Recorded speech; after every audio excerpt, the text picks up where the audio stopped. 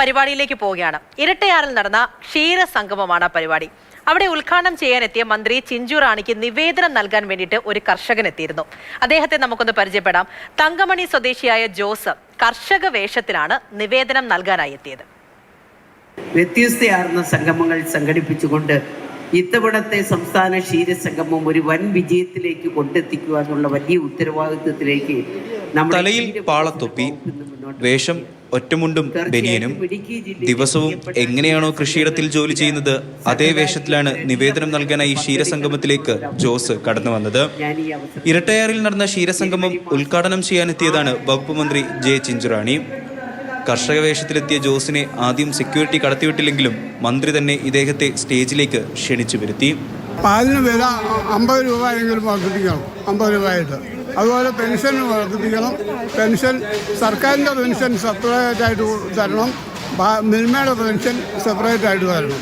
മുൻകാലത്ത് 2 പെൻഷനും ലഭിച്ചുകൊണ്ടിരുന്ന അത് 50% ആക്കി, മിൽമ 50% ആക്കി. മിൽമയ്ക്ക് ക്ഷീരകർഷകൻ ഇല്ലെങ്കിൽ മിൽമയില്ല, മിൽമയിലെ ക്ഷീരകർഷകനുമില്ല. നിവേദനം കൈപ്പറ്റിയ മന്ത്രി ആവശ്യമായ നടപടികൾ സ്വീകരിക്കുമെന്ന് ജോസിന് ഉറപ്പു നൽകി. മാതൃഭൂമി ന്യൂസ്, കുമളി. നിതിൻ തോമസ് ആണ് നമ്മുടെ കൂടെ ഉള്ളത്. നിതിൻ, അദ്ദേഹത്തെ അടുത്തറിയാത്ത നമുക്ക് ഇങ്ങനെ ഒരു വേദിയിൽ അതേ കർഷക വേഷത്തിൽ തന്നെ എത്തുന്നു എന്ന് പറയുമ്പോൾ ഒരു കൗതുകം ഉണ്ടായിരിക്കും. പക്ഷേ കൗതുകത്തിനപ്പുറത്തേക്ക് അദ്ദേഹം ഒരു കർഷകനാണ്, അദ്ദേഹത്തിന്റെ രീതി അങ്ങനെയാണ്, ജീവിതം അങ്ങനെയാണ്. ഒപ്പം നിവേദനത്തിൽ പറയുന്ന കാര്യങ്ങൾ അപേക്ഷയായിട്ട് മുന്നിലേക്ക് എത്തിയത് ജീവിത പ്രശ്നത്തെ കൂടിയാണ്. പല കാര്യങ്ങളും പരിഹരിക്കപ്പെടണം, അതിന് മന്ത്രി കൃത്യമായിട്ടുള്ള ഇടപെടൽ നടത്തണം എന്നുള്ള പ്രശ്നങ്ങളാണ് അദ്ദേഹം മന്ത്രിക്ക് മുന്നിലേക്ക് സമർപ്പിച്ചതും. എന്താണ് മന്ത്രി തിരിച്ചു പറഞ്ഞത്? സ്റ്റേജിലേക്ക് കടന്നു വന്ന ജോസിനെ കണ്ടിട്ട് എല്ലാവരും വ്യത്യസ്തനായിട്ടാണ് വന്നിരിക്കുന്നതെന്നൊക്കെ പറഞ്ഞു. പക്ഷെ നമുക്ക് അദ്ദേഹത്തിനെ വ്യത്യസ്തനെന്ന് പറയാൻ പറ്റുമോ? കാരണം നമ്മളൊക്കെ ദിവസേന ജോലിക്ക് പോകുമ്പോൾ പാൻറ് ഇടുന്നു, ഷർട്ട് ഇടുന്നു, അല്ലെങ്കിൽ ടീഷർട്ട് ഇടുന്നു. നമ്മളങ്ങനെ പല സ്ഥലങ്ങളിലും പോകാറുണ്ട്. ജോലിക്ക് മാത്രമല്ല പല സ്ഥലങ്ങളിലും പോകാറുണ്ട്. അദ്ദേഹം ദിവസേന ചെയ്യുന്ന ജോലി എന്ന് പറയുന്നത് അദ്ദേഹം ഒരു കർഷകനാണ്. ക്ഷീരകർഷകൻ മാത്രമല്ല, മറ്റ് കൃഷികളുമുണ്ട്.